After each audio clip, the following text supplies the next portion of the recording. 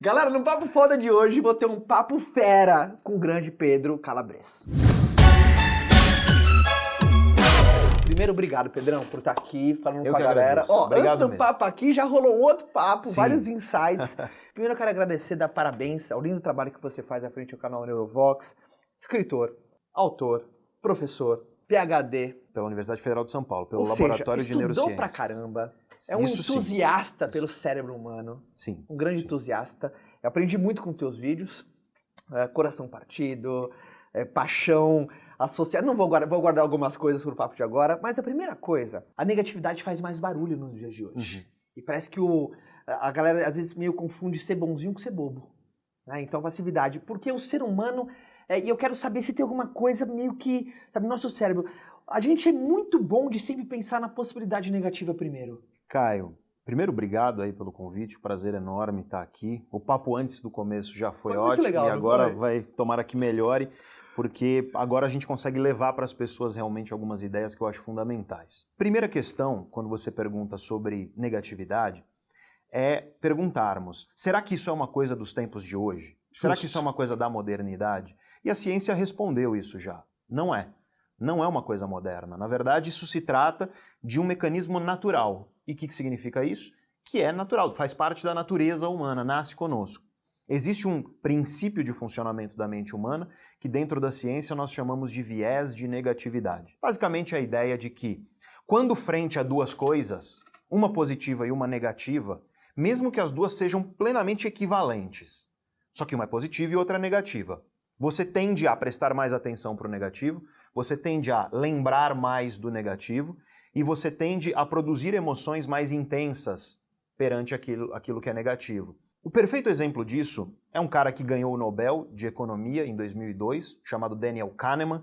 Aliás, ele tem um livro para vocês chamado Rápido e Devagar, Duas Formas de Pensar. Legal. Um grande clássico aí, eu diria. Não é fácil de ler, é até meio chato, mas garanto que se você persistir ali, vai fazer bem para o teu pensamento. Porque o Kahneman é provavelmente hoje o mais importante psicólogo vivo no mundo, ganhou o Nobel de Economia, e uma das coisas que está na base da teoria prospectiva econômica dele, que rendeu a ele o Nobel em 2002, é justamente a ideia de que pessoas se comportam diferente quando elas estão sentindo que estão ganhando ou sentindo que estão perdendo dinheiro. Ou seja, traduzindo de um jeito mais psicológico, quando estamos positivos em relação aos investimentos, nós nos comportamos diferentemente de quando nós estamos negativos. Por exemplo, o que é maior? O prazer de ganhar 10 mil reais ou a dor de perder 10 mil reais? Veja que são os mesmos 10 mil. Só que sabemos que, estatisticamente, perder os 10 mil tende a ser mais impactante, tende a gerar algo mais forte dentro de nós. Então tá aí um exemplo bem óbvio do viés de negatividade. Cara, é a mesma grana, são 10 para mais ou 10 para menos, só que 10 para menos tende a ser mais forte, 10 para menos tende a ser mais pesado. E aí, isso se estende para tudo na vida. Você tá lá num dia no teu trabalho, e aí você teve um dia 97% bom. 3% foi ruim. Sei lá, uma mensagem no WhatsApp. Ou então, crítica, um feedback uma negativo. crítica, um feedback negativo, uma reunião que ali rolou uma troca ali com um cara da tua equipe que foi dura, foi difícil, um e-mail que você leu. Aí você vai para tua casa, chega em casa, deita a tua cabeça no travesseiro e no que você fica pensando? Os 3%. Nos 3%. Você fica fazendo o que os psicólogos chamam de ruminação emocional, que é ficar mastigando de novo e de novo aquela coisa negativa dentro da tua cabeça. Isso acontece, né? Acontece, eu diria, com a maioria de nós. Outro exemplo disso. Você, por exemplo, vai comer uma pizza, e a pizza é maravilhosa, está morrendo de fome. E aí você olha e tem um pelo pubiano na sua pizza. E você tem certeza de que é pubiano, não é nem de nenhum outro lugar. E você tem uma segunda certeza de que não é seu. O que acontece com toda a pizza maravilhosa? Ficou horrível. Acabou. Tem um estudo científico sobre viés de negatividade que ele brinca, faz até uma piada no começo, que é mais ou menos assim. Cara, basta uma perninha de uma barata no teu prato predileto para estragar teu prato predileto. Isso é fato. Aí eu te pergunto, quanto da tua comida predileta tem que ter num prato de barata para você aceitar comer? E não faz nenhum sentido a pergunta, porque não dá, sabe? Imagina. Mas isso te mostra a discrepância evidente que o negativo ele tende a ser algo mais predominante. E claro, isso na vida cotidiana gera muitas vezes aquelas pessoas que Isso é natural, acontece com todos, só que existem aquelas pessoas que abraçam isso como cultura de vida, que eu chamo de amigo cemitério, que é aquele cara que você marca uma cerveja com ele e você se benze com a arruda, porque você sabe que vai ser osso. Você chega perto da pessoa, a pessoa anda com uma nuvem negra na cabeça. Porque ela não só entendeu que ela tem um viés de negatividade, mas ela abraçou isso como cultura de vida. Por que isso é natural? Por que isso acontece com todos nós? Por uma questão de sobrevivência. Nós, seres humanos, somos todos netos, nós somos derivados, herdeiros de 6 mil seres humanos que viveram cerca de 70 mil anos atrás. Então, cerca de 70 mil anos atrás, tinha 6 mil seres humanos. Bom, a gente está aqui em São Paulo, eu acho que no raio de 1 quilômetro aqui deve ter mais do que isso, né? Provavelmente. Mas naquela época estávamos à beira da extinção e os nossos ancestrais, eles viviam em condições bastante escassas e precárias. Total. Nós tínhamos predadores, nós tínhamos bichos que se alimentavam de seres humanos diariamente. Veja que isso não acontece hoje em dia, né? Quando alguém é mordido por um tubarão, a gente lê a notícia meio espantado. Chocado, Né? Não é uma coisa comum. Só que isso era comum. Nós tínhamos leões, nós tínhamos hienas, nós tínhamos chacais, nós tínhamos cobras, que até hoje, se picar você, em 1 horinha você morreu. É verdade. Nós tínhamos bichos violentíssimos como elefantes, como hipopótamos, que as pessoas acham que são fofos porque olham de longe. Mas o hipopótamo e o elefante na savana africana selvagem, eles são extremamente violentos. Eles não comem, mas eles matam os seres humanos. Então, nossos ancestrais que sobreviveram, que permitiram a gente chegar aqui, se eles não se antenassem ao negativo, ao mínimo de negativo, imagina, o nosso ancestral que ficou olhando a beleza do céu e apreciando as flores e as árvores, cara, ele não viveu para contar a história porque ele não viu o leão que estava ali embaixo para morder a perna dele. Então os nossos ancestrais, e essa é a perspectiva científica mais adotada hoje em dia, sobreviveram porque, no mínimo sinal de negatividade, isso permitiu a eles estar alerta para conseguir agir de maneira rápida. Corre, ataca, fica congelado, faz alguma coisa. Faz alguma coisa para você lidar com aquela ameaça. Só que a gente não vive mais numa savana africana, onde tem um leão a cada esquina. E hoje, mesmo assim, nosso cérebro, ele continua com esse mecanismo, com essa programação. É muito recente a segurança na qual nós vivemos. Se você para pensar na história da humanidade, a gente vive relativamente seguro. Né? Tem gente que, por conta de assistir televisão, acha que a gente vive num caos, mas não vive. Comparado com outros momentos da história, nós vivemos bastante seguros. Tá? Aliás, um parêntese rápido, outro momento de viés de negatividade é na mídia. A mídia sabe muito antes da ciência que se você coloca desgraça num jornal, vende mais. Eu estava com o Rafinha Bastos recentemente no programa dele, do YouTube, e eu falei para ele, assiste de novo, Rafinha, o teu Roda Viva, você no Roda Viva. Porque em um dado minuto lá, tem uma moça que trabalha na Folha de São Paulo, e ela fala para ele com essas palavras, Rafinha, você tem que entender que quando a notícia da Hebe morrendo, você tem muito mais clique do que quando é a Hebe saindo saudável do hospital. Era bem na época do falecimento da Hebe. Veja só, né, admitido por uma jornalista importante de um grupo editorial bastante importante. Eis que nós temos isso em todas as facetas da sociedade, por conta de um mecanismo que evoluiu para que a gente garantisse sobrevivência, só que o mundo mudou. E hoje o que acontece é que tem gente que escolhe abraçar a negatividade como cultura de vida. Ou seja, vive com o software de 70 mil anos atrás nos dias de hoje. Exatamente. Então ele está programado para sobreviver, não para prosperar. Porque parece que o nosso cérebro é programado para manter a gente vivo. Mas é verdade, é verdade. Se você observa o que é a vida do ponto de vista biológico, tá? Aqui eu estou sendo bem cientista biológico. A vida, ela é não morrer. É isso que é a vida. Tá? Se você para observar... frio. Olha os bichos, olha friamente como é que funciona a dinâmica numa savana africana. A dinâmica ali é não morrer. Porque, para pensar no seguinte, vamos pensar matematicamente aqui. Imagina algo negativo. Qual é o pior que algo negativo pode fazer para um ancestral nosso que vivia 70 mil anos atrás? É matá-lo. Matou, encerrou teus genes. Acabou. O processo de evolução está encerrado ali. Então tem um problema grave aí. Agora pensa num positivo. Uma coisa positiva maravilhosa. Sei lá, o nosso ancestral ele encontra uma padaria, onde não tem que pagar. Ele pode entrar e comer tudo. Isso, imagina o melhor, o mais positivo que o nosso ancestral podia encontrar, que era um lugar, por exemplo, rico em alimentos. Justo. Isso é, sem sombra de dúvida, muito positivo. Justo. Você percebe que isso não garante imortalidade? Verdade. Isso te deixa mais forte por alguns dias ali, talvez. Percebe que não é equivalente? Uma coisa, o negativo, te mata, acabou, teus genes encerram. Outra coisa, o positivo, no máximo te deixa um pouquinho mais forte para você viver um pouco mais. O negativo ele tem mais peso. Matematicamente, do ponto de vista evolutivo, ele tem mais peso. E tem algo que a gente pode treinar nossa positividade? Claro, A sem parte da dúvida. ciência, assim, porque positividade, tem gente que fala assim, poxa, cara, pra você é fácil, você é sempre alegre, tá de bem-humorado, pra você mas, pô, eu acredito que positividade não é um dom, é uma habilidade. Enxergar as coisas pelo viés positivo requer treino, energia, esforço. Ser negativo é muito mais legal, reclamar é legal, alivia. Não só é mais legal, mas é mais fácil. É mais fácil. Mas como que eu treino a positividade, Eu acho assim, pelo viés, assim? Nós temos, em primeiro lugar, que admitir que existem pessoas que têm um perfil mais positivo naturalmente. Justo. Elas têm uma disposição mais positiva perante a realidade. Uhum. E tem outras que elas têm uma disposição mais negativa. O viés de negatividade, ele existe em todos, ele só vai ser mais ou menos intenso dependendo da pessoa. Tá. Quando eu digo em todos, é sempre estatisticamente. Tá? Vai ter aquela pessoa que está alegre 100% do tempo? Vai, mas ela é rara. Do mesmo jeito que aquela pessoa que está negativa 100% do tempo também é rara. Tá. Você vai ter geralmente um equilíbrio. E há pessoas onde você encontra mais negatividade do que positividade e outras que é o contrário, mais positividade do que negatividade. Você tem momentos negativos, Justo, é inevitável, muitos. dores, Claro. angústias, coisas inesperadas ruins que aconteceram. Então acho que a gente tem que admitir que existem pessoas com certas disposições diferentes. Segunda coisa que é importante é você perceber que às vezes a vida nos torna mais negativos e duros. Às vezes a vida te faz mais cascudo, por conta de te bater muito. E eu sei bem disso, porque se eu deixo o meu modo automático governar a minha vida, eu sou uma pessoa que sou tranquilamente negativa. E meus amigos que me veem hoje na internet, eles inclusive me parabenizam. Falam, pô, eu lembro de você ser um cara mega ranzinza, cara. É muito legal te ver hoje uma pessoa mais positiva e tudo mais. Porque eu era.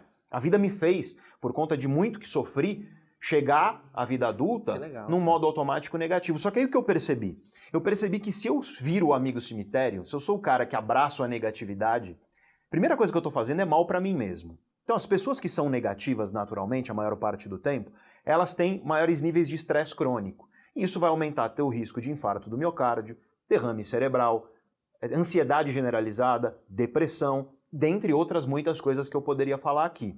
E portanto, você ser o amigo cemitério, você ser aquele cara que vive na negatividade, que só olha a dor, só olha a angústia, só olha o problema, aquele cara que você chega com uma ideia para ele e fala, olha essa ideia, e aí o cara faz questão de elencar tudo que vai dar de errado na tua ideia.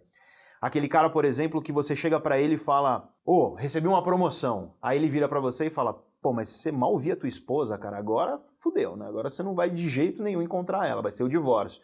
Então o cara faz questão de puxar tudo pro negativo. Esse cara faz mal para ele mesmo, ele está se matando. Só que o problema é que isso contagia as pessoas. Todo mundo sabe. Você está lá no teu trabalho, um time de trabalho, tem um amigo cemitério, às vezes esse cara contamina todo mundo. É verdade. Então você está fazendo mal para os outros. E aí eu parei um belo momento da minha vida e eu percebi que sendo negativo dessa forma, eu estou fazendo mal para mim, eu estou fazendo mal para as pessoas que eu amo, para as pessoas que eu gosto e que são importantes para mim ao meu redor. Então é minha responsabilidade melhorar isso pelo meu bem e pelo bem das outras pessoas, porque com isso a gente cresce. E como você disse, é muito fácil e às vezes para algumas pessoas é até gratificante você ser reclamão. E eu não estou dizendo que o mundo é fácil, eu não estou dizendo que não existe dor, não existe angústia. A vida é injusta, cara. A vida tem isso. O mundo é injusto. Tá? O mundo ele é cheio de angústias e dores e depende da tua perspectiva, se você quer olhar só para isso ou se você quer olhar para aquilo que há de oportunidade. A questão, e eu acho que é fundamental, é você reconhecer aquilo que há de dor, de angústia, e não ser um bobo. Você não tem que ser um tolo, você não tem que ser um ingênuo. Porque a pessoa que acha que tudo é maravilhoso 100% do tempo, ela está construindo uma estrada para a frustração. Verdade. Porque cedo ou tarde a dor virá. Cedo ou tarde virá o mundo mostrar para você que a sua cara às vezes encontra paredes, às vezes encontra o chão. Tá? Isso é super importante. Então, reconheça as dores e angústias. No entanto, tão delirante quanto você viver o tempo inteiro achando que tudo vai ser maravilhoso, tão delirante quanto isso, é você sair achando que tudo é horrível, tudo é dor, tudo é angústia. Existe dor, existe angústia, vamos reconhecer, vamos respeitar as coisas especialmente que não estão no nosso controle, mas vamos nos esforçar para enxergar no meio de tudo isso alguma luz de alegria, porque senão a vida ela perde seu sentido. Senão a vida ela começa a ser algo sem sabor, sem tempero, ela começa a virar aquela rotina onde você está o tempo inteiro querendo que as coisas acabem. Então, existem várias formas de você trazer, e aí eu respondo a tua pergunta de forma bem objetiva, existem várias formas de você trazer positividade para a tua vida. A mais básica que eu costumo recomendar para as pessoas é você entender uma coisa que muita gente acha que não é verdadeira ou muita gente é delirante em relação a isso. Tem gente que acha que o cérebro não é parte do corpo. Tá? Uma aluna, nunca esqueço, chegou para mim uma aula e ela falou, era uma segunda-feira, então ela devia estar naquela tristeza de segunda-feira. E aí ela tinha acabado de terminar o namoro e ela estava muito triste, você via que os olhos dela estavam inchados por chorar, com as amigas ali ao redor, e eu fui perguntar, tá tudo bem? Tá acontecendo alguma coisa? Era umas 7h30 da manhã, antes da aula começar, e aí ela disse, professor, eu terminei meu namoro e eu decidi que eu não quero mais homem que malhe o corpo, eu quero homem que malhe o cérebro. E tudo bem, a gente sabe o que ela quis dizer, uma figura de linguagem. Ela não quer uma pessoa que apenas tem estética e cuida da estética. Ela quer uma pessoa que cuide do seu intelecto. Só que isso virou questão de prova. Porque na próxima prova tinha uma questão que era assim. Aluna diz ao professor, abre aspas, não quero mais homem que malhe o corpo, vírgula, quero homem que malhe o cérebro. Ponto, fecha aspas, aponte o erro na frase da aluna. Aponte o erro na frase da aluna. E o erro é tão óbvio, mas as pessoas não veem. Teu cérebro é parte do teu corpo, tanto quanto o teu dedão, teu fígado, tanto quanto tua língua, teu intestino, teu cérebro é parte do teu corpo. Se você quer ter uma boa regulação emocional e, portanto, se você quer, por exemplo, menos negatividade e aumentar a tua positividade, cuida bem do corpo, de maneira geral. E a primeira coisa que você faz para cuidar do corpo, que é a atividade mãe, em todos os estudos científicos, atividade física regular. Imagina você falando pra tua aluna, então você tem que procurar um cara que faça atividade física. Na verdade, o que ela tem que fazer? Não é só atividade física que ela tem que procurar. Claro que ela tem que procurar alguém que exercite o seu intelecto e a gente sabe que existem pessoas vazias, claro. Tá? Não podemos negar isso. Mas, o que eu disse para ela depois foi, se você acha que uma pessoa que não cuida do seu corpo, ela é uma pessoa que está cuidando do seu intelecto da melhor forma, não é. Sabe quem nos ensina isso? Platão. Platão é um apelido de um cara que acredita-se que o nome dele era Aristócles. Mas Platão, ele era um praticante de atividade física que hoje é parecido com aquela luta greco-romana, sabe? Então tem o greco, que vem de grego, porque isso se originou na Grécia Antiga. Platão significa o amplo, ombros largos, porque Platão era um cara forte, ele praticava atividade física. Isso era muito importante para os gregos. Para os gregos, essa ideia de que você cuida do seu intelecto sem cuidar do restante do corpo não faz sentido, porque essas coisas andam de mãos dadas. E, cara, eu vou te dizer, no momento em que uma pessoa mais negativa, aquela pessoa que vive ranzinza, vive angustiada, vive vendo tudo de negativo, ela começa a atividade física, e a mais recomendada é a atividade aeróbia, sem dúvida, mas uma mescla entre as duas, uma atividade onde você tem fortalecimento muscular com aeróbio, você tem aí um cérebro funcionando melhor, porque o corpo está funcionando melhor, e isso já te torna um pouco mais positivo. Então é muito interessante. Legal. Outra coisa é cuidar do que você bota para dentro de você. Justo. Né? Por quê? Porque você é uma máquina biológica, e como máquina biológica, aquilo que você utiliza para funcionar vai ditar esse funcionamento. Justo. Então, se você ingere besteira, se você está ingerindo coisas que a gente sabe que fazem mal para o corpo, teu cérebro não vai funcionar tão bem. A gente sabe hoje que tudo que é inflamatório para o sistema digestório também causa processos inflamatórios no cérebro. A gente sabe que toda doença que envolve o cérebro, desde Alzheimer até depressão e ansiedade, são doenças que têm perfis inflamatórios. Então uma dieta anti-inflamatória, ela é muito boa para a tua regulação emocional. Veja só então que a dieta anti-inflamatória mais conhecida é a dieta do Mediterrâneo. Onde você tem um prato, imagina o teu pratão lá. Escuro. Metade, meu amigo, é vegetal, folha escura de preferência. Tá? Num cantinho ali, 1/4, uma proteína magra. Peixe é excelente de você comer algumas vezes por semana, uma carne branca de preferência. E ali no outro cantinho, você coloca um grão que seja um grão integral. Corta açúcar. Açúcar é extremamente inflamatório. Corta ou tenta diminuir álcool, especialmente aquele padrão de álcool que as pessoas bebem, que é encher a cara muito, uma garrafa de uísque no fim de semana. Isso tudo é inflamatório. E aí você acha que a ressaca é o quê? Quem que você acha que está afetado durante a ressaca? É teu cérebro. É verdade. Né? Isso é evidente. Por que você fica mole, não quer sair da cama? Por causa de um efeito que o álcool tem sobre o cérebro. Então, cuidando desse arroz com feijão, eu diria, desse básico, pronto, agora você já está cuidando do que é mínimo necessário para o teu corpo funcionar bem. Aí a gente pode falar de outros exercícios, e eu venho recomendando esse para as pessoas bastante, que é um exercício que a gente chama de exercício das 3 bênçãos. Tem documentação científica boa desse exercício e dos efeitos dele. Curiosamente, eu recebi um comentário no meu canal ontem de uma pessoa que falou: eu estou praticando desde que vi teu vídeo em fevereiro e minha vida melhorou muito. Então, assim, é documentado, vai melhorar a sua vida se você legal, adotar. das 3 bênçãos. Exato. O que você faz? Chega no final do dia, pega um caderno e escreve, porque escrever à mão, segundo os estudos científicos, ajuda você a memorizar aquilo que você está escrevendo. Justo. E você escreve 3 coisas pelas quais você é grato que aconteceu no teu dia. Uau, legal. Por exemplo, você vai falar, pô, nasceu meu neto. Não, senão você não vai ter o que escrever, cara. Teu neto nasce quantas vezes na vida? Pode ser simples, tá? Minha esposa voltando do trabalho, passou na padaria e comprou meu sorvete favorito para me fazer uma surpresa. Legal. 3 coisas positivas, pode ser simples.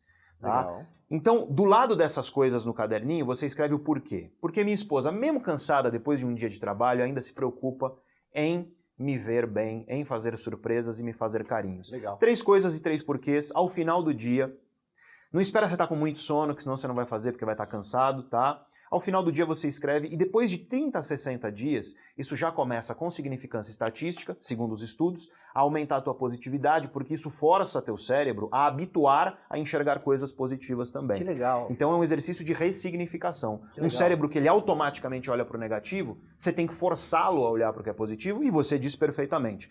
É muito mais fácil você mergulhar no fluxo da negatividade. Ser uma pessoa que, mesmo num mundo que é cheio de problemas, dores, angústias e coisas negativas, ser uma pessoa que, mesmo no meio disso, você enxerga caminhos, possibilidades, motivos para se alegrar e para ser grato, isso é um esforço. E como bem sabemos, coisas que são esforços, as pessoas tendem a não gostar, não gostam de gastar energia e gastam energia. Pelo menos para mim, eu sei perfeitamente o quanto que eu tenho que gastar de energia para olhar para o mundo de uma forma mais positiva, porque, repito, aconteceu comigo, de viver uma vida que me fez sofrer muitas coisas, me tornou mais cascudo e duro e naturalmente negativo, só que eu faço questão sempre de perceber que, sendo negativo, eu estou me matando e eu estou matando as pessoas ao meu redor e eu não estou sendo leviano. Eu estou falando Verdade, literalmente. total. Acredito total. Quando você vive no estresse e você dissemina estresse, você está se matando e matando as pessoas ao teu redor. Só que o problema é que aquela morte pequenininha, né? Um pouquinho a cada dia. E é essa que faz as pessoas muitas vezes continuarem nesse modo automático. Então, eis aí algumas coisas que nós podemos fazer. Cuidar do corpo, seja com atividade física, que é importantíssimo, bem como você ingerir comida saudável, fundamental. A dieta do Mediterrâneo, você pode pesquisar aí no Google, dieta do Mediterrâneo, é a mais estudada. Tem outras, é claro, não existe uma universalidade de dizer que essa dieta e ponto final. Então isso, eu diria que é muito básico, é muito importante falar isso. Porque tem gente que chega pra mim... Tem muita gente que erra no óbvio, né? Totalmente. Aí um aluno chega pra mim e vira e fala, professor, cara, eu tô sem ânimo, não consigo focar, não consigo, sabe? Aí eu pergunto pra ele, o que você comeu hoje? A gente tá lá na sala de aula à noite, aí me fala desde o começo do dia qual foi a tua refeição. E ele vai me dizendo e você percebe na hora que as refeições dele são porcaria, literalmente. Aí eu pergunto, você está praticando atividade física? Aí ele fala, não. Há quanto tempo você está sedentário? Uns 3 anos. E aí eu pergunto, mas nada, você não pratica atividade física? Me conta teu dia como é. E aí o cara acorda, entra no carro, fica sentado, chega no escritório, fica sentado, chega em casa, fica sentado assistindo Netflix, chega na faculdade e fica sentado. E, portanto, cadê você mexendo o teu corpo? E aí a gente tem um problema que é um problema epidêmico de sedentarismo nos dias de hoje, e as pessoas acham que isso é só, não, que o cara vai engordar e ele vai ter problema de coração. E as pessoas esquecem que o cérebro faz parte de tudo isso. Tanto que, para casos de depressão leve, eu não estou falando de depressão nem moderada nem grave, porque é outro caso, tá? Mas para casos de depressão leve, uma das terapêuticas mais recomendadas é a atividade física. Tem um tamanho de efeito enorme sobre o quadro de melhora da pessoa. E você deu um gancho. E eu gosto do jeito que você fala de depressão, porque tem um tabu em cima da depressão, né? E é uma coisa, principalmente nas últimas semanas, que com a notícia do Whindersson Nunes. Sim. Então foi muito o contraponto do maior humorista do Brasil, o cara que leva alegria para todo mundo, anunciou que perdeu o tesão de viver por conta de uma depressão. Tenho certeza que o Whindersson ele vai reverter isso, mas tem um estudo que diz, agora não lembro exatamente qual que era o tempo, mas é uma doença que no futuro que vai invalidar o maior número de pessoas. As estatísticas sobre depressão e sobre transtornos psiquiátricos de maneira geral, elas são bastante alarmantes. O bom é que a gente tem conhecimento e vem crescendo no entendimento de o que é e como podemos cuidar disso. Ainda existe um tabu, e é o tabu que eu sempre tento quebrar quando eu venho falar para, por exemplo, muitas pessoas que estão nos muita gente ouvindo fala, aí. Depressão, vai arrumar coisa pra fazer, vai sai ocupar a dessa, cabeça, ocupa a sai coisa pra cabeça. Porque o cara que tá na favela e tem que sustentar a família, ele não tem depressão. Isso é mentira, isso é mentira. Pobres que vivem na favela, eles têm depressão. Ricos que vivem no iate, eles têm depressão. Porque a gente acha que a depressão, erroneamente, ela é uma tristeza exacerbada, que ela é isso, é uma super tristeza. E não é, né? Porque você quer um emprego e não consegue, e aí você fica triste. E aí você acha que a depressão é mais ou menos isso. O cara quer uma coisa e não tem, então ele tá super triste. Então o cara que tem tudo, ele nunca vai ter depressão porque ele tem tudo, então ele nunca vai ficar triste. É um delírio tão absurdo. Pode ser uma pessoa que tem todos os critérios objetivos de vida que você gostaria. O cara tem muito dinheiro, o cara é célebre, o cara é bonito, o cara tem a esposa ou o esposo dos seus sonhos. Não importa, isso não significa que aquela pessoa não tem risco e não tem vulnerabilidade para desenvolver a depressão. Depressão não é uma coisa da sua cabeça, ela não é uma coisa que é uma doença psicológica. Muita gente ainda usa esse termo, e a gente tem que acabar com esse termo. Depressão não é um transtorno psicológico. Tá? A gente usa o termo hoje transtorno neuropsiquiátrico, porque depressão, e não só isso, todo transtorno psiquiátrico, ele envolve o que a gente chama de correlatos neurais. Significa que o cérebro de uma pessoa com depressão, ele é um cérebro deficitário, diferente, problemático em uma série de circuitos. Tá? Quando você observa neuroimagem do cérebro de uma pessoa com depressão e compara com uma pessoa saudável, é um cérebro diferente.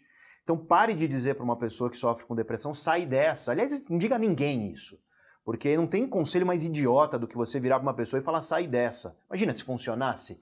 Eu viro para você e falo, ô, Caio, sai dessa. E aí você responde, obrigado, cara. Nossa, era isso que eu precisava. Sair, né? Pronto, acabou. Não é assim que funciona. Se a pessoa pudesse, se estivesse no controle dela, parar de sofrer, a pessoa pararia, se fosse fácil assim.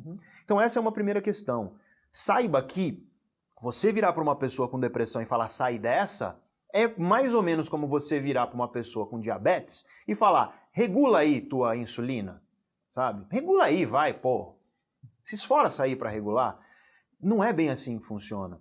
É óbvio que existem coisas que uma pessoa pode fazer para ela evitar, por exemplo, risco de depressão. Claro, né, atividade física é um bom exemplo disso. Só que existem pessoas que são muito vulneráveis, existem fatores de risco muito diversos, existem espectros muito diferentes de como a depressão se manifesta. Você acha que a mídia social está contribuindo com a velocidade? Eu acho que existem duas facetas. Nada é absolutamente bom, nem nada é absolutamente ruim. Justo. Muito raro você encontrar no mundo algo que é preto e branco. Isso é super bom e não tem nada de ruim. Justo. Isso é super ruim e não tem nada de bom. As redes sociais, elas trazem coisas que são maravilhosas, tá? Se não fossem as redes sociais, o que seria de nós como profissionais? Eu acredito demais. Eu estaria ainda como um professor que fala no máximo para 50 pessoas ali dentro de uma sala de aula. Hoje eu tenho a possibilidade de falar aí para milhões. Tem algo muito positivo de conscientização. Eu acho isso incrível, porque isso quebra preconceito. Quando você vê que uma pessoa que você acha que tem tudo para ser feliz e nunca ter problemas, que ela sofre não só com tristeza como todos, mas que ela sofre com depressão como algumas pessoas, de maneira real e de maneira vívida, isso torna a depressão algo menos mistificado na cabeça das pessoas. Então essa é uma primeira questão. Tá? Graças às redes sociais eu posso estar falando disso aqui, né, para as pessoas ouvirem. É uma ferramenta, né? Uma Você ferramenta. pode usar pro bem ou pro mal, uma faca, né? Exato, exato. E existe o ponto negativo, e o ponto negativo das redes sociais é a comparação. Dois pontos, na verdade. Existem dois pontos negativos. É a comparação e a ideia de que existe perfeição e que essa perfeição deve ser desejável e atingível. E, às vezes a menina está olhando o corpo daquela blogueira de Instagram, que é o corpo dos sonhos. E ela acredita que aquele corpo é desejável, ou seja, que ela tem que querer aquele corpo, e ela acredita que aquele corpo é possível. Tá? O que são dois equívocos. Porque essa blogueira do Instagram, em primeiro lugar, ela vive disso. Né? A profissão dela é manter aquele corpo. Não só isso, a blogueira do Instagram, ela tira 200 fotos para pegar uma que ficou boa, no ângulo certo, né? Tudo certo. Corretinho. Muitas vezes tem um Photoshop e uma correçãozinha lá para você tirar imperfeições. E ela posta aquilo como se aquilo fosse dia a dia. Ela não posta quando ela comeu um grão de bico podre e teve dor de barriga, você entendeu? Ela não tem velório no Instagram. Isso é muito interessante, né? Eu nunca vi um cara postando no velório. Então é seletivo, e aí você cria uma perfeição ilusória, seletivamente, diz para as pessoas que aquilo é possível, coisa que não é, a não ser que você viva daquilo, que é o que fazem blogueiros, etc., de Instagram, e aí diz para a pessoa perseguir aquilo. E aí, uma menina adolescente, que está vendo aquilo como modelo, começa a perseguir aquilo e não consegue, se frustra, e aquilo começa a cozinhar uma frustração muito, muito perigosa na cabeça dela, de que ela é um fracasso, de que ela não tem valor. E eu estou te dando um exemplo de como as redes sociais, através da comparação, elas podem prejudicar a saúde mental das pessoas. E através de comparações, muitas vezes, que são perigosas, porque ninguém é igual. Eu não posso me comparar com o Caio não pode se comparar com o Pedro. É equívoco da nossa cabeça fazer isso.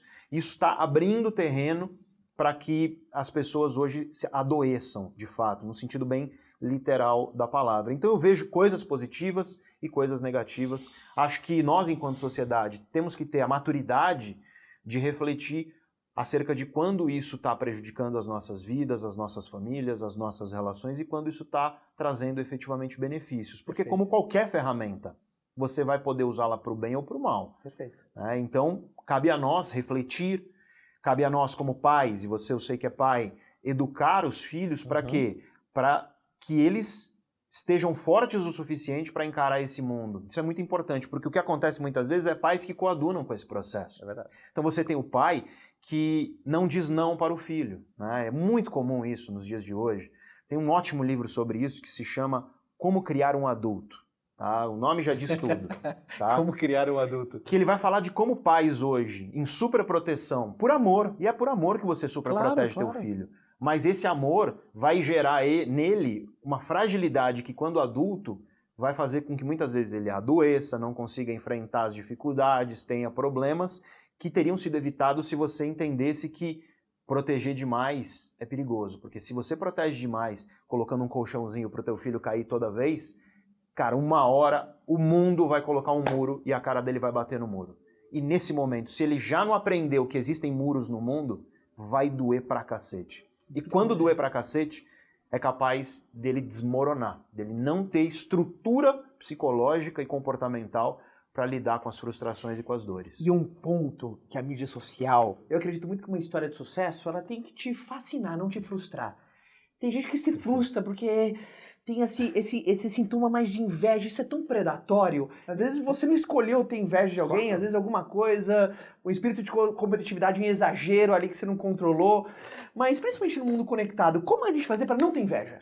Bom, primeira coisa que a gente precisa entender. Precisamos entender que a inveja, ela existe.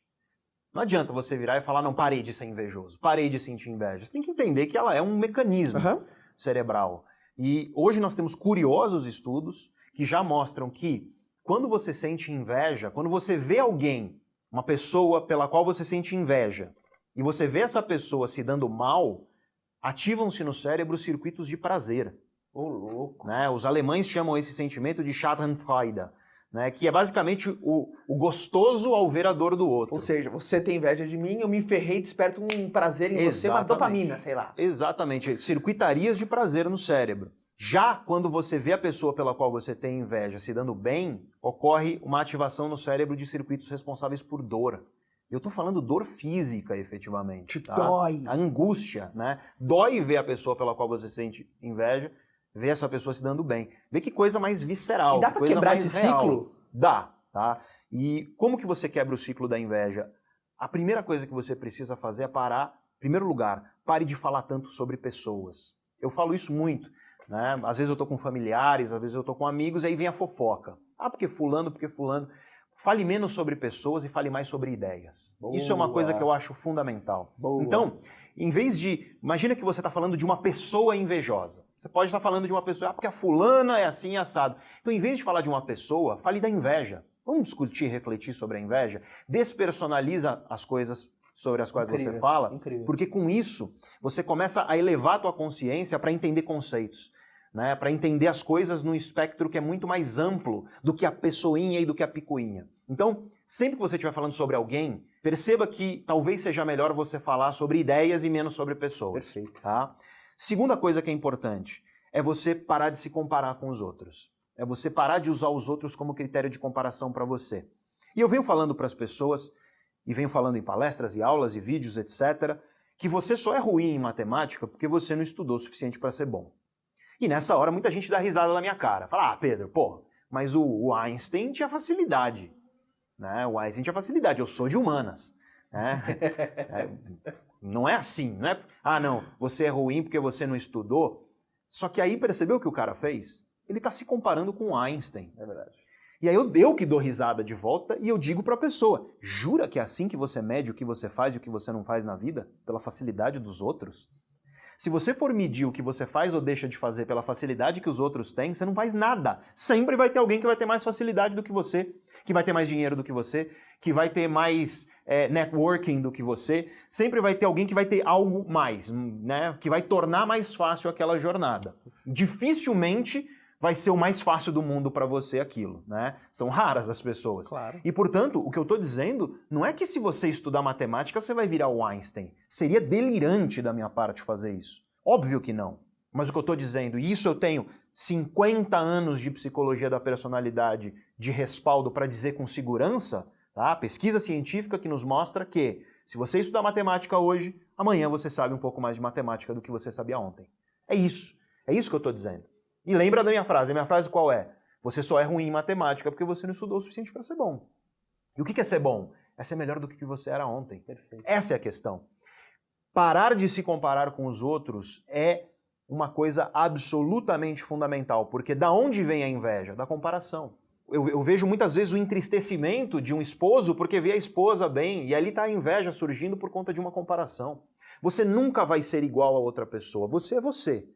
Respeite quem você é. E o único critério de sucesso que faz sentido, de um ponto de vista científico e psicológico, é você se comparar com quem você era ontem. É isso.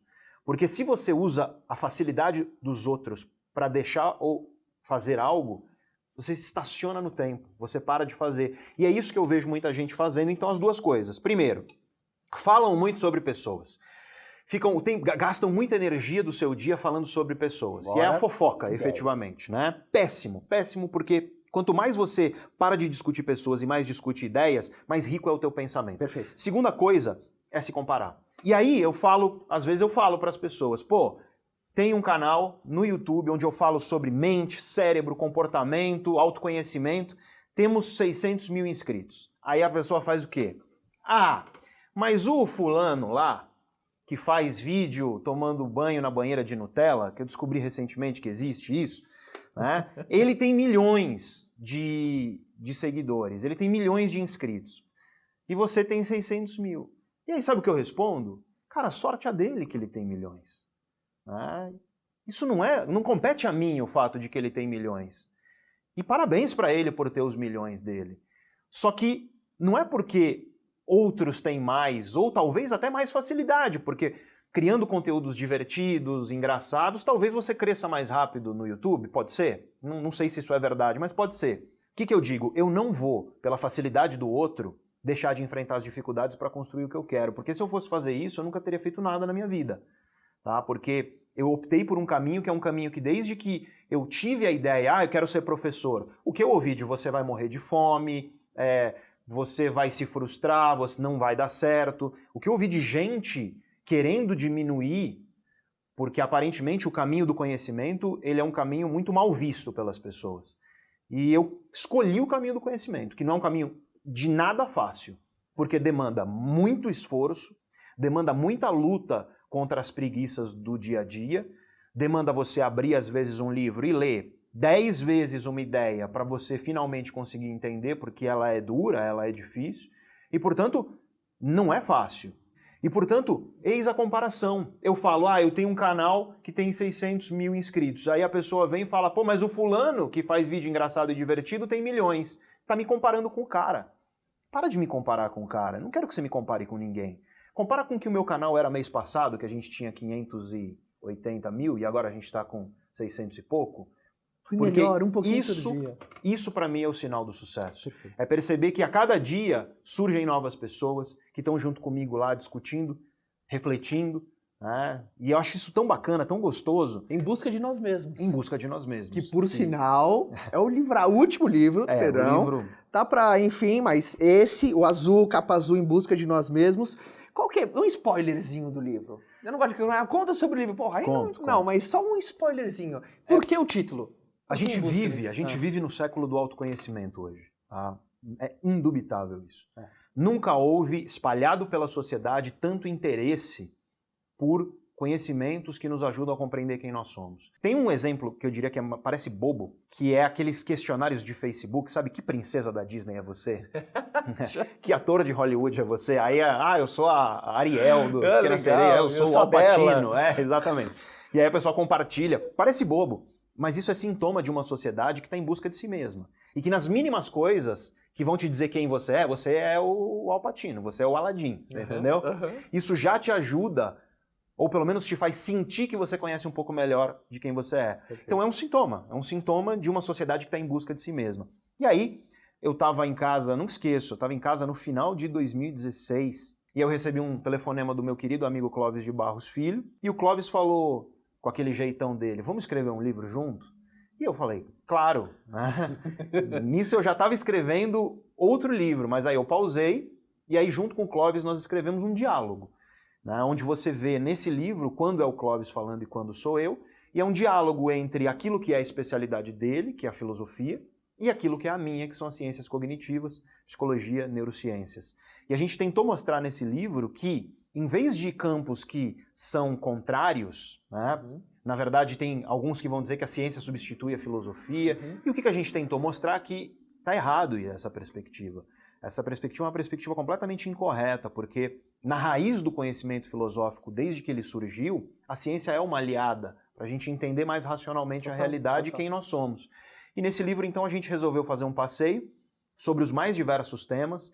A gente faz um passeio pela história do conhecimento, desde as mitologias gregas até a ciência atual. A gente fala sobre temas como amor, como felicidade. A gente fala sobre temas como o desejo, que nos faz desejar as coisas. Então é um livro muito diverso, é um passeio, não é um mergulho. Então é um livro feito para não se aprofundar. Então convido aí as pessoas, a gente teve sucesso, a gente ficou entre os mais vendidos aí durante acho que 19 ou 20 semanas. Que legal. Tá aí o exemplo do que eu acabei de dizer, né? Curiosidade, como você define para você felicidade de maneira sucinta? É bem difícil, porque a felicidade ela não é um elemento simples. Eu costumo fazer a seguinte comparação. Imagina o clima, tá? Meteorologia. O clima não é temperatura. Temperatura é um elemento que compõe o clima. Verdade. Tá?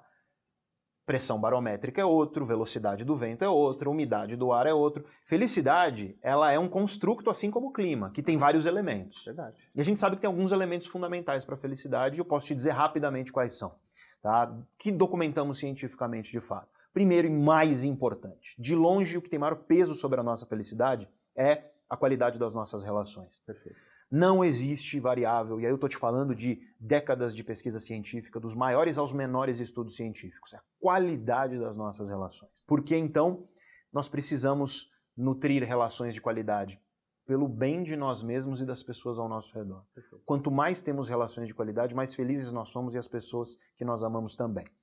Segundo, é o que nós chamamos de propósito, ou significado, dependendo de como você encontra na literatura científica. E o que é significado? É você sentir que você faz parte ou pertence a algo maior e mais importante do que você. Perfeito.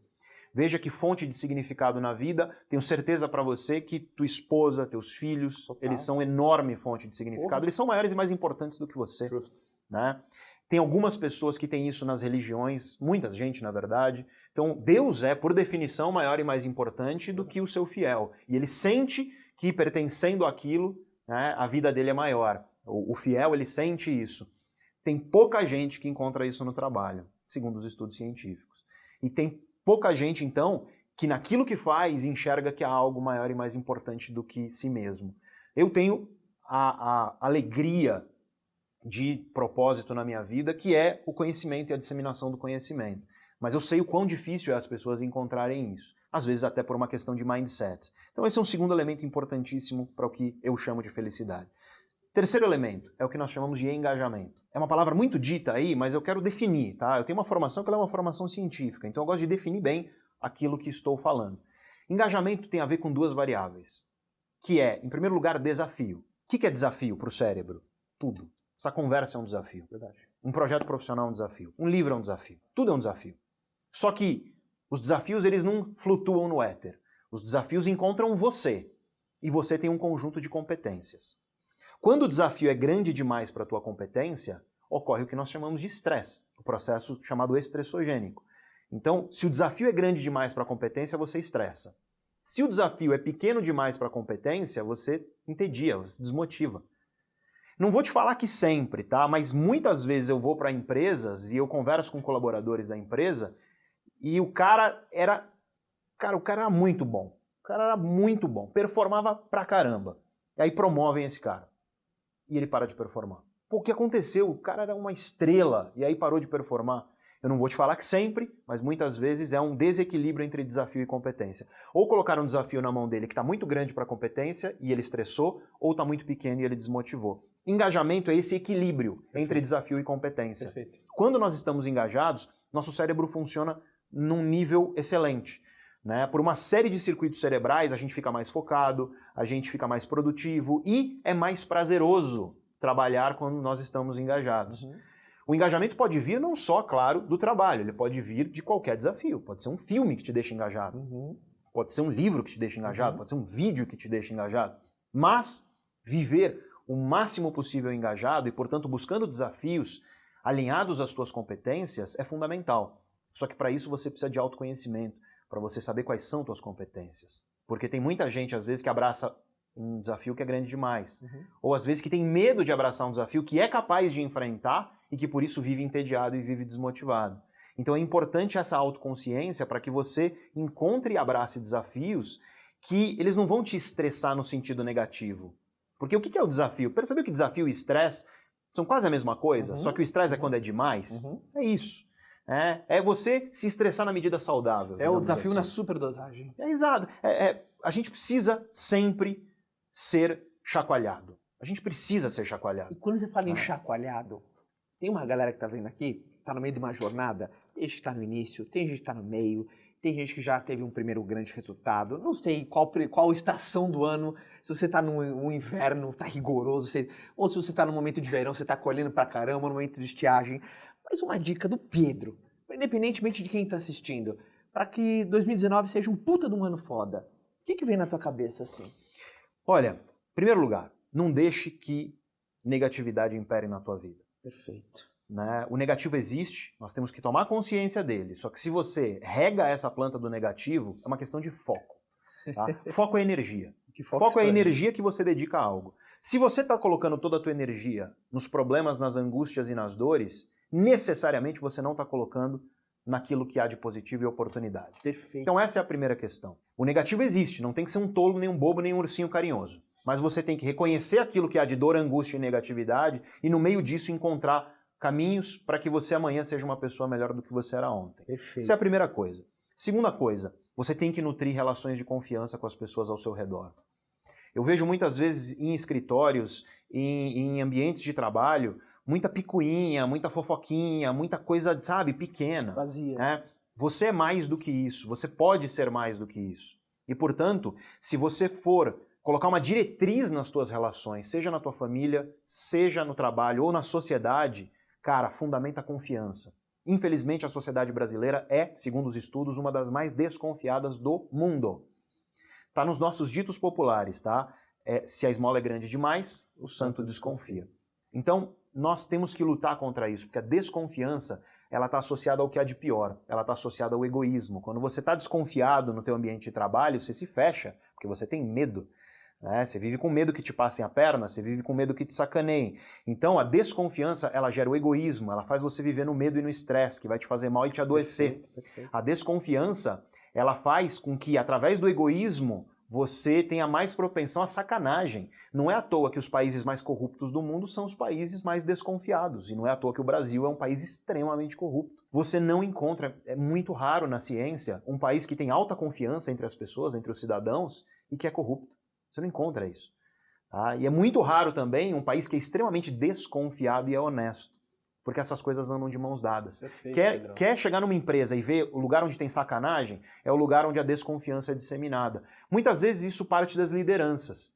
É o líder que é através do medo que ele lidera. medo de não ganhar bônus, medo de ser demitido, medo de ser passado para trás, medo de não conseguir o projeto. Cara, entenda que se você é líder, gestor, e você lidera a tua equipe através do medo, você está gerando nessa tua equipe egoísmo. Porque quando você gera medo, você gera necessariamente desconfiança. Desconfiança e medo andam de mãos dadas. Tá? Se você tem medo de avião é porque você desconfia que vai cair. Se você tem medo do escuro é porque você desconfia que tem alguma coisa lá. Desconfiança e medo andam de mãos dadas. E o medo anda junto com o egoísmo. Porque se eu tô com medo, eu vou me preocupar com o que é meu. Eu não vou me preocupar com você. Eu tô com medo, eu tô desconfiado. É papel das lideranças promover confiança entre os seus liderados, nas suas equipes. Qual que é o grande problema no Brasil da gente conseguir ter uma cultura de confiança? A gente olha para as nossas lideranças públicas e só vê sacanagem. Só que isso acontece num nível menor também nas empresas, isso acontece na família. O pai que, com os filhos, o tratar dele é através do medo, cara, sabe, teu filho não te respeita. Porque o medo, ele não gera respeito, o medo, ele gera obediência. Obediência é assim, eu faço um acordo com você. E aí você tá olhando e eu cumpro. Você virou as costas e eu vou fazer outra coisa. O brasileiro não respeita a lei, o brasileiro obedece à lei. Veja que o brasileiro freia para não tirar foto no radar de velocidade e depois ele acelera. Isso é muito comum. Se você quer que teu filho te respeite, é confiança que você tem que promover. Só que muitos pais confundem isso com aceitação total, e não é isso. Você pode ser um pai firme, você pode ser um pai que educa de fato como precisa ser educado, que sabe falar não, colocar limites, mas promovendo confiança. É que é um equilíbrio bem complicado. E tem gente que às vezes erra a mão e acha que é através do medo. Só que se teu filho vive através do medo, ele não te respeita, ele pode te obedecer. E quem descobre isso sou eu. Porque quando eu tô lá na faculdade, o moleque tem 20 e poucos anos de idade, o pai vem falar comigo. E o pai fala, professor, meu filho mudou depois que entrou na faculdade, ele é outra pessoa. E aí, com dor no coração, eu tenho que falar pro cara, teu filho não mudou. Ele agora tá sendo quem ele sempre foi, porque ele tá ganhando alguma liberdade na vida.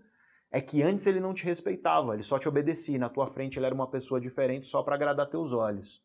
Só que isso acontece na empresa também. Você quer uma equipe que te respeite, se você é um líder. Se você quer uma equipe que te respeite, você tem que promover confiança. Isso é fundamental. O líder que promove medo, ele promove desconfiança. E promovendo desconfiança, ele promove o egoísmo. E aí você tem problemas de compliance, problemas de ética em empresas que são extremamente desconfiadas. Você tem problemas não só de compliance, mas você tem problemas de diálogo. Você cria silos, que é muito comum dentro de empresa. Eu sou de RH. Isso não tem a ver comigo. Isso é o cara do marketing. Eu sou de vendas. Isso não tem com isso, é de suprimentos. E, cara, empresa é orgânico. Não tem essa de eu sou disso ou sou daquilo, né? Então, esse é o problema. E na sociedade? E o perfeito exemplo disso, e eu repito, é a sociedade. Temos que olhar para cima e enxergar exemplo. A melhor forma de você criar uma cultura de confiança é você olhando para cima e enxergando exemplo. A gente olha para cima na sociedade brasileira e a gente vê só sacanagem. E por isso é tão difícil a gente transmitir isso para o nosso dia a dia enquanto sociedade. Então essa é uma segunda coisa que eu diria. Promova confiança nas tuas relações, seja na tua família, seja na empresa, seja na sociedade, porque isso melhora as nossas vidas. Né? Países ricos tendem a ser países onde os cidadãos confiam uns nos outros. Lembrando sempre que não é uma coisa que leva a outra. Não é assim, vamos todo mundo confiar no Brasil que o Brasil vai ficar rico. Não é bem assim. Tá? Porque uma coisa leva a outra. Mas uma das razões pelas quais a gente tem um sufoco econômico é por conta do número de entraves e de barreiras que são geradas pela desconfiança. Né? Porque se eu vou alugar um apartamento, eu não posso simplesmente apertar a tua mão, trocar a chave e boa. Tem que ter fiador, seguro fiança, tem que ter... Você percebe que isso é tudo custo, né? Então a desconfiança é cara. A desconfiança na família é destruidora. Quer acabar com uma família, planta a semente da desconfiança ali. Acabou, tá? E na empresa não poderia deixar de ser diferente. Seja na tua família, seja na empresa, seja na sociedade. Sucesso, ou seja, ser amanhã um pouco melhor do que nós éramos ontem, tem a ver com confiança. Então, segunda coisa que eu digo, vai nutrir confiança, porque isso é importantíssimo. Terceira coisa que eu digo, e aí se eu tivesse que falar uma, tá, para a pessoa que quer mudar a vida, que quer fazer melhor em 2019, para de acreditar que força de vontade muda as coisas, porque força de vontade não funciona. As nossas vontades são traiçoeiras. As nossas vontades, elas tendem a ter dois grandes problemas. Tá? Primeiro, a gente tem vontade daquilo que traz recompensa imediata. Boa. Vontade de quê? Sofazão, cerveja, pizza. Você tem vontade. Se você for esperar vontade de ir para a academia, para ir para academia, você não vai. Sempre nessa hora tem alguém que está pensando aí, mas eu adoro ir para academia, eu morro de vontade de ir para academia. De ler um livro de 400, 500 Cara, páginas. É porque você é meio esquisito, né?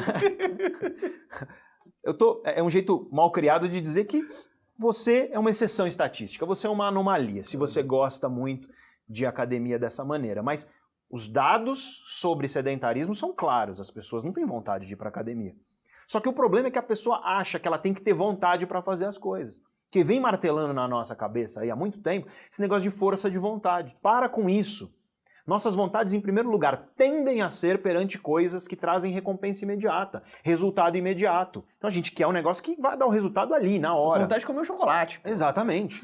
Vontade é disso. Esse é o primeiro problema das vontades. Segundo problema das vontades, quando as vontades são perante coisas grandiosas, perante coisas importantes, elas tendem a ser intensas, mas pouco consistentes.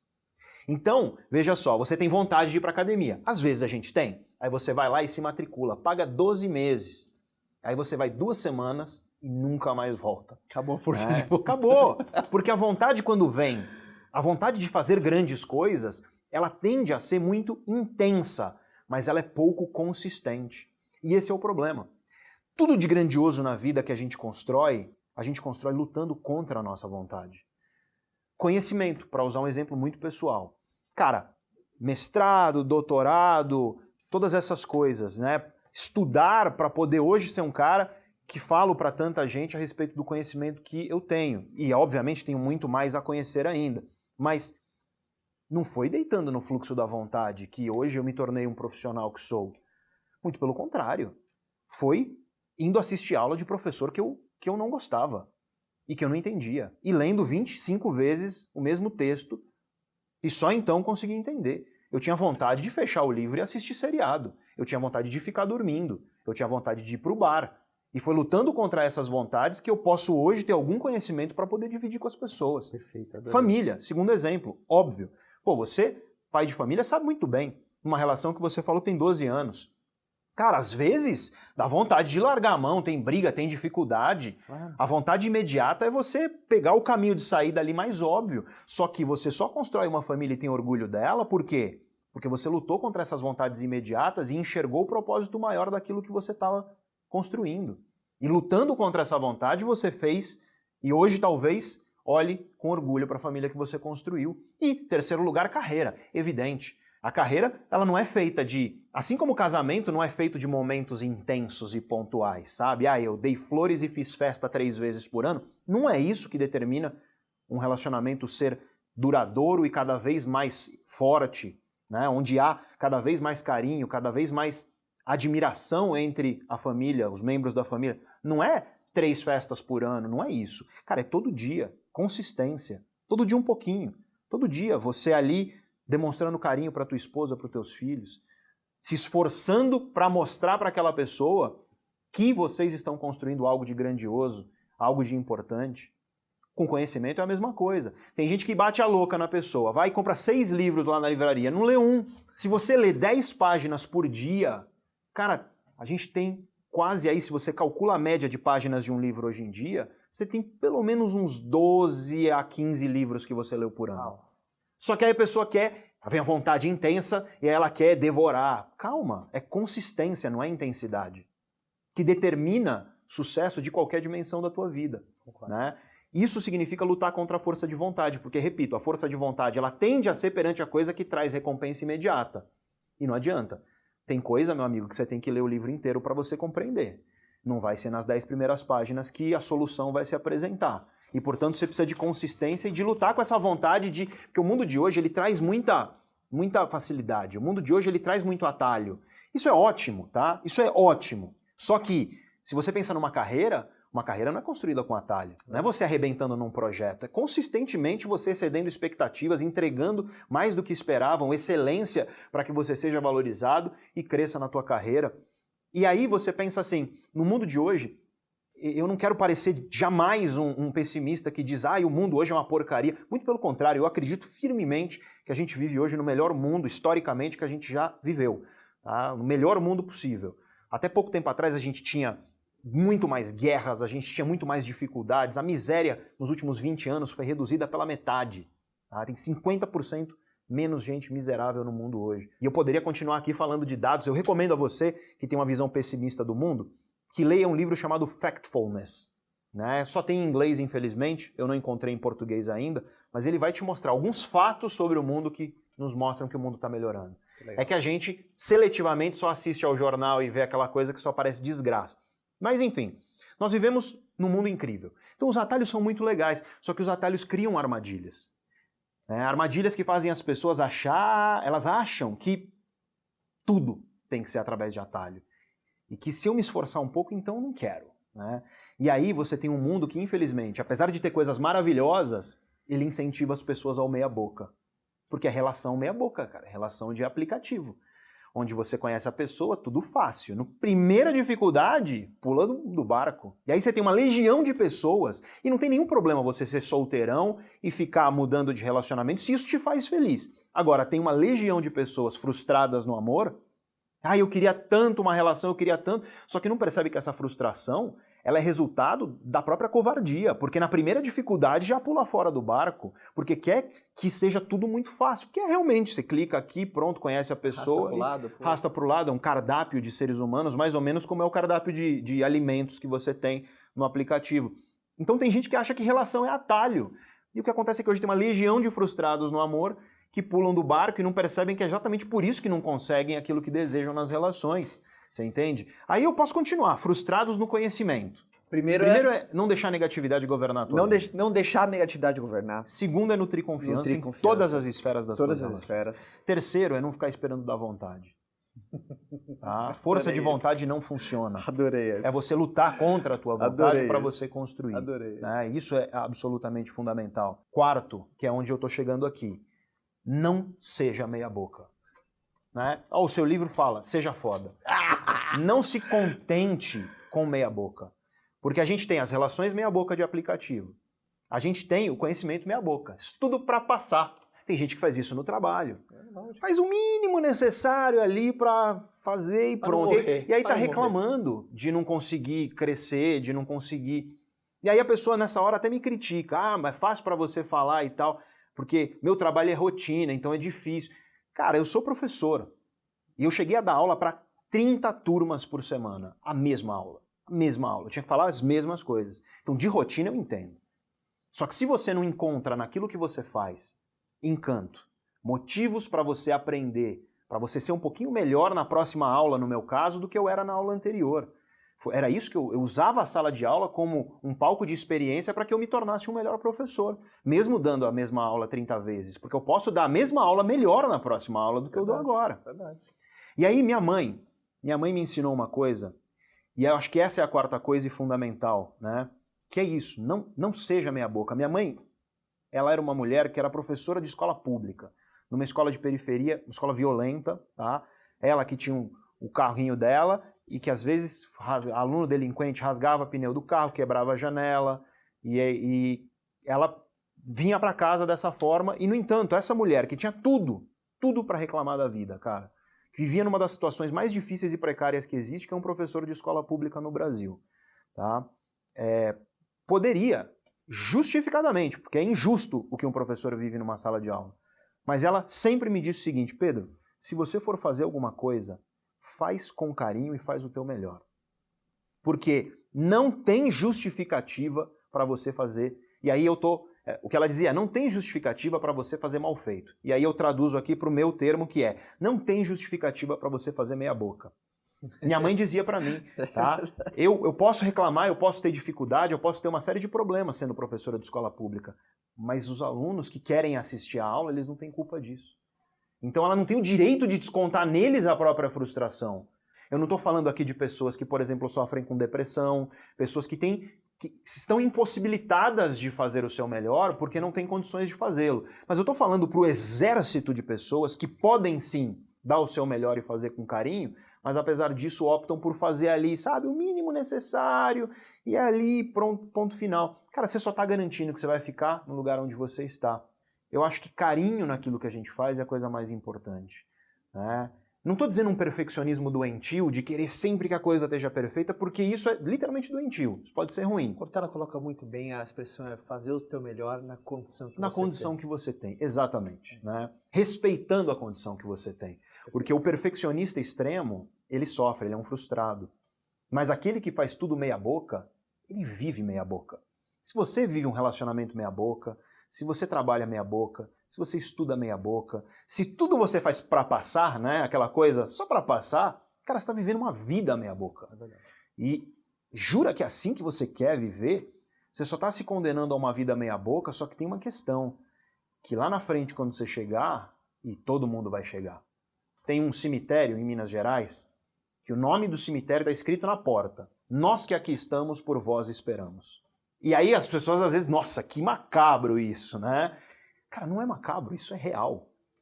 Cada dia que você viveu meia boca é um dia a menos que você poderia estar aprendendo, gerando mais confiança e mais carinho com as pessoas, tentando construir um mundo um pouquinho melhor para os teus filhos, para os teus netos. Então assim, eu acho que a vida é preciosa demais, a vida é rara demais. Imagina, você existe, cara, você existe do jeito que você é hoje. Isso é um privilégio. Tem tanta coisa que não existe e você existe. Você tem esse privilégio. Claro que tem pessoas que sofrem porque estão doentes e porque têm limitações, e a essas nós temos que respeitar, nós temos que ajudar. Uma pessoa que sofre com miséria, uma pessoa que não teve nem a oportunidade de estudar. Eu não estou falando dessas pessoas, mas eu estou falando do monte de gente que eu conheço, que com a vida na mão e a oportunidade na mão, em vez de abraçar com carinho isso e colocar no peito e lutar para viver melhor, a pessoa faz assopra e prefere seguir a vida meio como gado, sabe? Sendo tocado até o matadouro, porque eles que lá estão esperando por nós.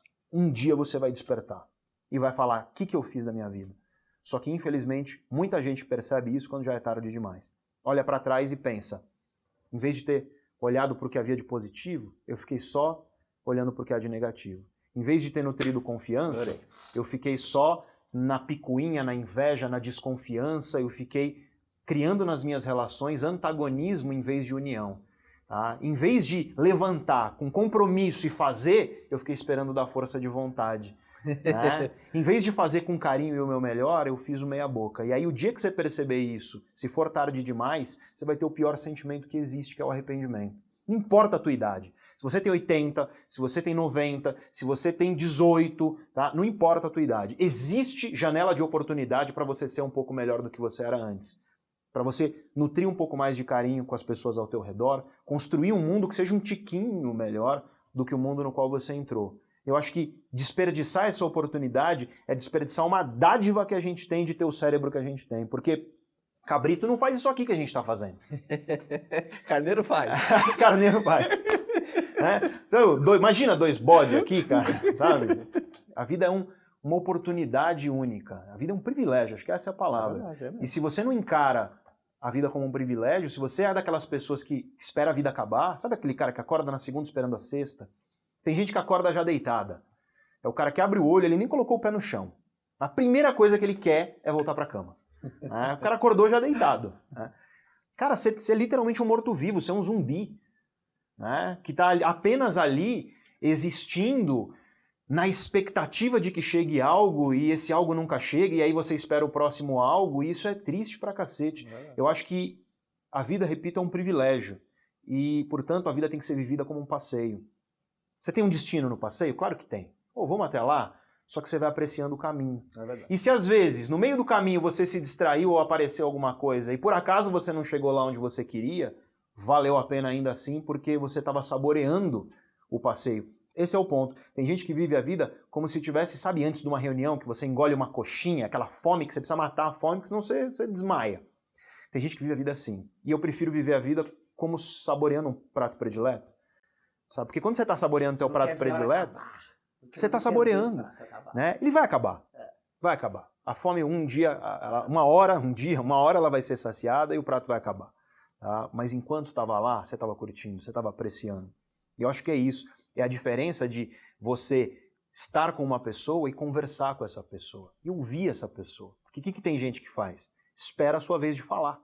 Tem gente que, eu vejo casais, sabe, estão lá, provavelmente o jantar da semana que eles saem para jantar, deixam os filhos lá com a sogra e vão jantar, não se falam, ficam no celular. Cara, ouve mais, aproveita mais o maior bem que a gente tem, que é um ao outro. Se tem uma coisa que tirou a gente de 70 mil anos atrás, de uma savana africana, onde tudo queria nos matar, e trouxe para um mundo onde hoje a gente vive 70, 80, 90, 100 anos de idade, cara, é a capacidade que a gente tem de cooperar, é a capacidade que a gente tem de aprender um com o outro, é a capacidade que a gente tem de se engrandecer com a presença de outras pessoas. Então, eu prefiro sempre me lembrar, por mais difícil que seja às vezes, né? A vida, às vezes, ela puxa a gente para baixo, cara. Às vezes tem âncoras, tem problemas, tem tropeços, mas eu prefiro sempre lembrar disso. Porque viver no meia-boca é tão meia-boca, né? Então, sejamos foda. Galera, ó, primeiro, Pedrão, obrigado. Eu que agradeço. Puta do papo, denso, divertimos, aprendemos, fomos sérios na hora de ser, demos uma risada também na hora. Todos os contatos do Pedro estão aqui embaixo, tanto o canal dele no YouTube, quanto o Instagram, tá? Quanto o link do livro dele também, tá? Tá tudo aqui embaixo na descrição. Eu espero que você tenha pegado ótimos inputs, eu espero que essas anotações tenham lotado com esse papo tão enriquecedor. E eu te espero no próximo vídeo, com mais generais aqui do Exército Tudo Bem. Gente disposta a ser mais, maior e melhor. Obrigado. Eu que agradeço. Um beijo agradeço a todos mundo. Aí pela audiência, um grande abraço para todos. Obrigado novamente. Irmão, acho que sempre adorei, cara. Aprendi pra caramba conversar, hoje, cara. dialogar é sempre um prazer enorme e esse diálogo foi muito gostoso. Eu adorei, aprendi pra caramba. Eu espero que você tenha pego ótimos insights. Até o próximo papo. Te vejo no próximo vídeo. Valeu. Tchau.